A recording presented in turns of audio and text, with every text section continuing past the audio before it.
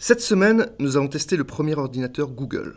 En fait, il s'agit plus exactement d'un ordinateur de marque inconnue pour l'instant, équipé du Wi-Fi et de la 3G, ainsi que du nouveau système d'exploitation Chrome OS. Ce dernier est fourni gratuitement par Google pour une nouvelle race d'ordinateurs.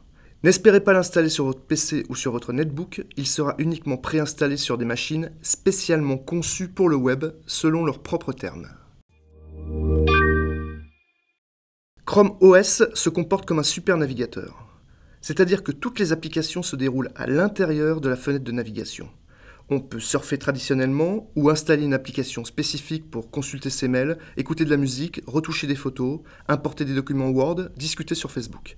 Il en existe déjà des centaines, gratuites, sur la boutique en ligne. Signalons les touches de navigation directe bien pensées de notre modèle de test, retour, réactualiser, plein écran. Mais la grande nouveauté concerne la dématérialisation des données. L'ordinateur n'enregistre rien sur son disque dur, puisque tout est stocké sur les serveurs.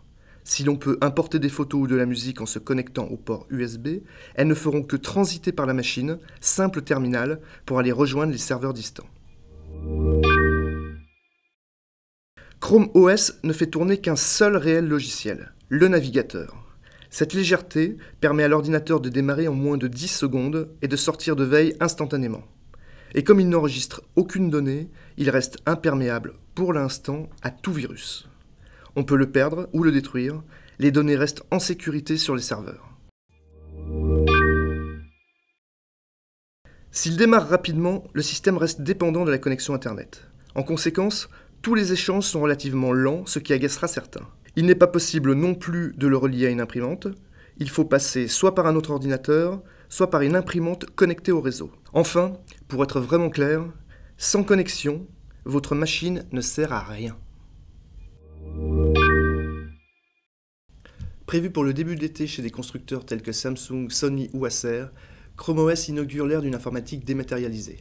Pourtant, moins conviviale qu'une tablette tactile, moins puissante qu'un PC classique, la machine que nous avons testée souffrait d'une lenteur rédhibitoire. De plus, pas sûr que les Français se précipitent pour déposer tous leurs fichiers sur les serveurs de Google, qui saura leur délivrer, n'en doutons point, une publicité extrêmement bien ciblée. Si nous sommes face à une nouvelle ère, l'adoption de Chrome OS risque d'être particulièrement longue. Reste le prix, on parle de 250 € pour un portable, ce pourrait être la clé du succès.